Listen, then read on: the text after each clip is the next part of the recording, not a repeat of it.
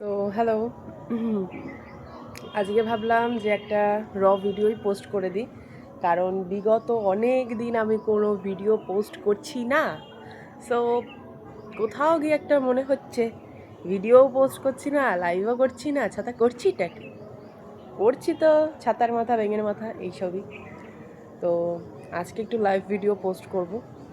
সকলকেই সর্বপ্রথম জানাই শুভ সরস্বতী পুজো, যেহেতু ভিডিওটা আজকে আমি পোস্ট করছি আর আজকেই আমি ক্রিয়েট করব, আর এখন করছি কন্টিনিউ। তো সরস্বতী পুজোয় আজকে আমার অঞ্জলি দেওয়া কমপ্লিট। আমি অঞ্জলি দিয়ে এখন আসলাম নিজের বাড়িতে পুজো দিতে। পুজো টুজো দিয়ে আমি বেরোবো, আর কোথায় বেরোবো সেটা সিক্রেট থাক, আমি নেক্সট পার্ট বেরোবো এটার। তো সেখানেই আমি তোমাদের সাথে শেয়ার করব যে আমি কোথায় বেরোচ্ছি। আমি ভিডিও করতে তো চলে আসলাম, এবার জানি না আমি 8-9 মিনিট কি বকবক করব, কিন্তু আমি বকবক করতে শুরু করলে আই হোপ কি তোমরা এনজয় করবে। তো বেসিক্যালি আগের স্মৃতি, অর্থাৎ আমার ছোট্টবেলার যে সমস্ত স্মৃতিগুলো নিয়ে আমি বড় হয়েছি সেগুলোই তোমাদের সাথে শেয়ার করব। মানে ছোটোবেলার সাথে এখন বড়বেলার কি পার্থক্য, আর সেটাই একটু তোমাদেরকে বলবো। তো আগে যখন আমি ছোট ছিলাম, প্রত্যেকটা বছরই আমি আমার মায়ের আলমারি খুলে সব থেকে সুন্দর শাড়িটা বার করতাম। কেবলমাত্র এই একটা দিনই ছিল যেই দিনটি আমার মা আমাকে শাড়ি পরতে বাধা দিত না। কারণ ছোটোবেলায় আমাদের মনে আছে পারমিতা ম্যাম বলে একটা ম্যাম ছিলেন, ওনার নাম এই ফিঙ্গার, এই ফিঙ্গার আর এই ফিঙ্গারে মোট 3টে আংটি ছিল। আর উনি বেসিক্যালি শাখাপলা পরতেন, আবার নর্মালি নোয়া পরেও আসতেন। তো ওনার যে পার্সোনালিটিটা, ওনার যে ড্রেস আপ, যে ড্রেসিং সেন্সটা আমার খুব ভালো লাগতো। তো বেসিক্যালি দেখা যায় আমি ছোটোবেলায় ওনার মতো সাজতাম, সেজে আমি ওনার মতো ক্লাস নিতে আসতাম। উনি আমাদের বেঙ্গলি টিচার ছিলেন। এখন ওনার মুখমণ্ডলী আমার মনে ধূসর হয়েছে ঠিকই, কিন্তু ওনার ওই 3টে আংটি, তার ডিজাইন আমি বলছি না, মানে আমি ডিজাইনের কথা তো আমি মনেও নেই, কিন্তু তার ওই আংটি, ড্রেসিং সেন্স, এই জিনিসগুলো আমার এখনও মনে রয়ে গেছে। মানে ঠিক কোন এক্সট্রিম লেভেলের ভালো লাগতো তাকে, সেটা আমি এখানে দাঁড়িয়ে এখনই বুঝতে পারছি।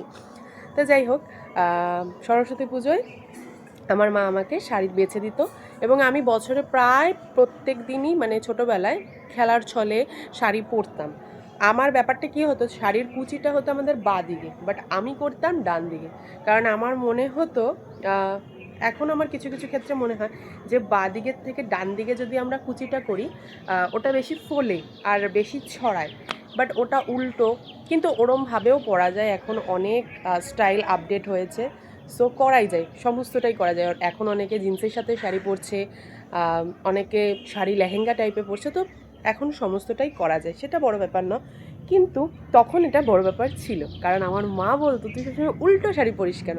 আমি তো আর তাকে বোঝাতে পারি না, যে আমি আসলে বুঝতে পারি না যে কোন দিকে ঘোরাবো, তখন কিন্তু আমি অত স্টাইল বিষয়টা বুঝতাম না। তো সুন্দর করে সেজে গুজে অঞ্জলি দিতে যেতাম। তখন আমি পরতাম 2টো শাড়ি, একটা হচ্ছে অঞ্জলি দেওয়ার টাইমের শাড়ি, আরেকটা হচ্ছে স্কুলে যাওয়ার সময়। তো স্কুল টুল ঘুরে আমরা আসতাম, এসে আমরা খাওয়া দাওয়া করতাম চুটিয়ে। তারপরে যখন আমরা একটা মিড এজে গেলাম, তখন ব্যাপারটা হতো আমাদের, মানে যখন হাই স্কুলে গেলাম ক্লাস 5 to 7, তখন আমাদের স্কুলে পুজো হতো। তো প্রত্যেকটা স্কুলেই হয়। তো পুজো হতো এবং আমাদেরকে সেখানে ইনভলভও করতো, যে তোমাদের আজকে এই অনুষ্ঠান রয়েছে, তোমাদেরকে কিন্তু এখানে পার্টিসিপেট করতে হবে আর সমস্তটা করতে হবে। যেমন বড় দিদিরা হচ্ছে আলপনা দিত, আমরা ফুল কুচোতাম, আমরা ফুল কিনতে যেতাম, অন্য স্কুলকে শুধুমাত্র ইনভাইট করতে যেত 9 আর 10-এর কিছু দিদিরা।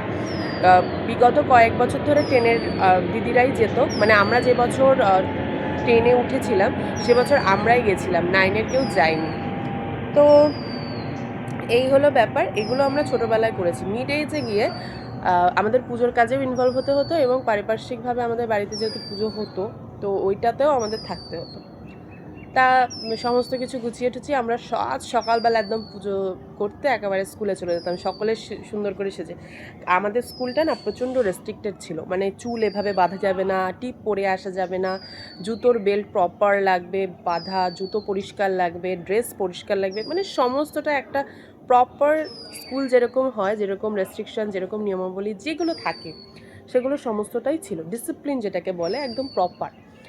আর শিউলি ম্যাম, বিথিকা ম্যাম, তারপরে সুস্মিতা ম্যাম, এনারা তো খুবই মানে চুল কার ঠিক করে বাঁধা নেই, কার কে সাগর বেনুনি করেছে, এই সমস্ত জিনিসটাকে প্রচণ্ড নখদর্পণে রাখতেন। যদি কেউ সাগর বেনুনি বা খেজুর বেনুনি করে আসতো, ওনারা তৎক্ষণাৎ ওখানে দাঁড়িয়েই খুলে চুল বেঁধে এসো বাথরুম থেকে। তো এই সমস্ত জিনিসগুলো ছিল, এখন মনে পড়ে আর হাসি, ভাবি যে আজকের জীবনটাই হয়তো খুব ভালো ছিল।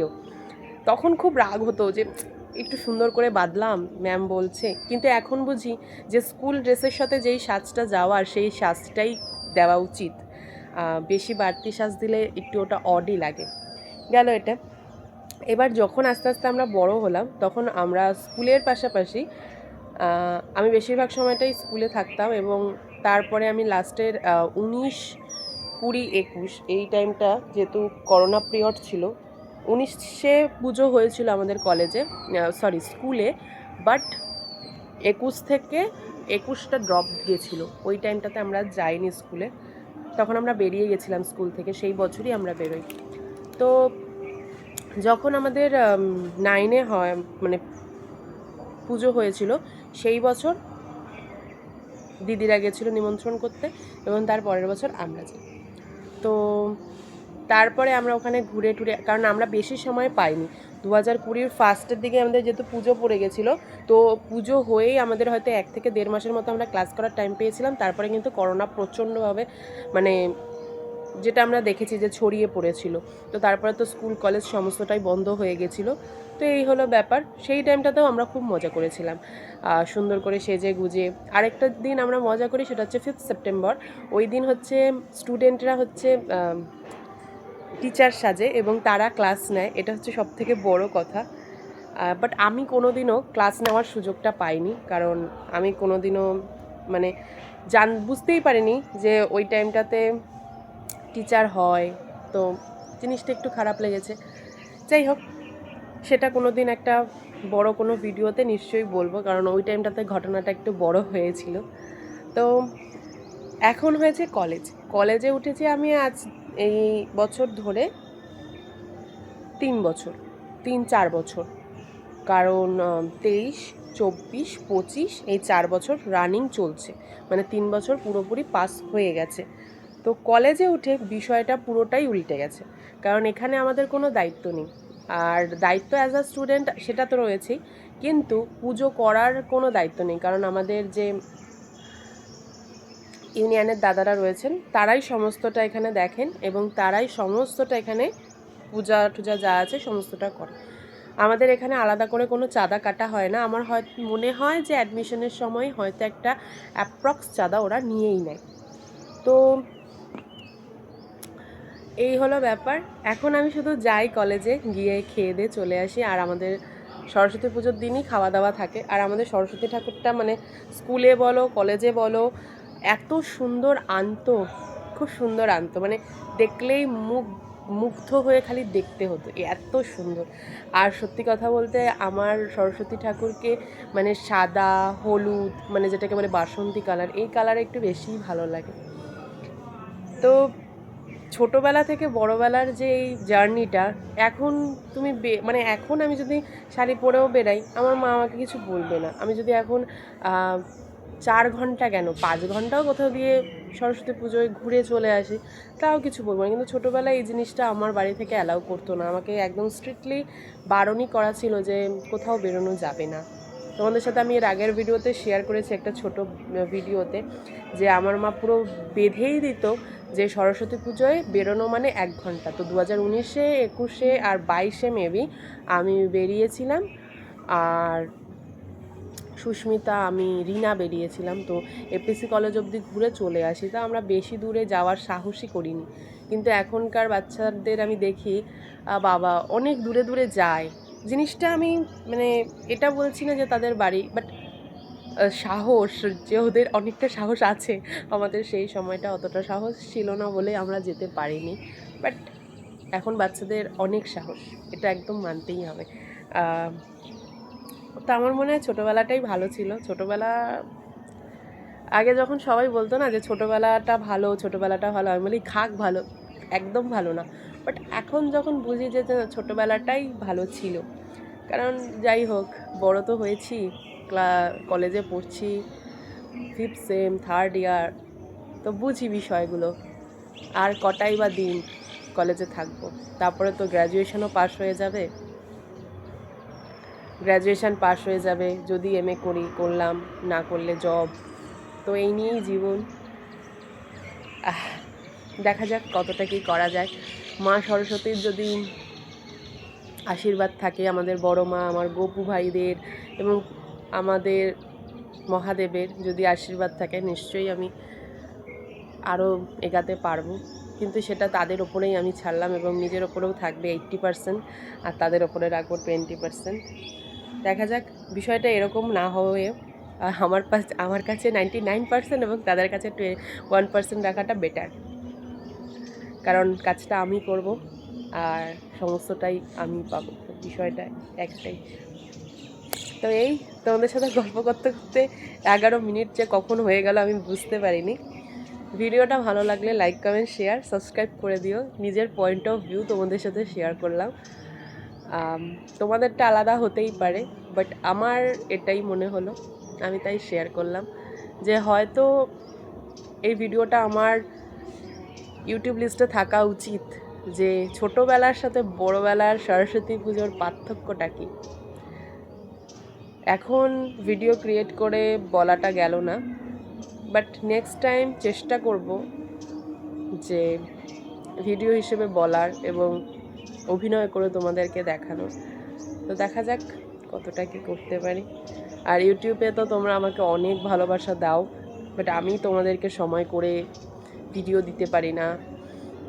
আমি তার জন্য তোমাদের সকলের কাছে অনেকটা লজ্জিত যে তোমরা এত ব্যস্ততার মধ্যে আমার ভিডিও দেখো, বাট আমি দিতে পারি না। সরি তার জন্য। এরপর থেকে চেষ্টা করব সমস্ত ভিডিও ঠিকঠাকভাবে দেওয়ার।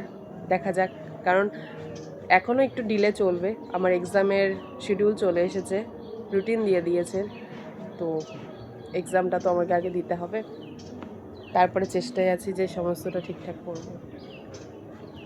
চলো, টাটা, ভালো থেকো, সুস্থ থেকো। আর আমি জানি না এটা কপিরাইট করবে কিনা, কারণ পিছন থেকে যেহেতু নেতাজির জন্মদিন, সোলজারদের গান বাজছে, বাট দেখা যাক। কপিরাইট করলে আমার আর কিছু করার নেই, আমার ভিডিও কেটে দিতে হবে, আর কিছু না। চলো, টাটা।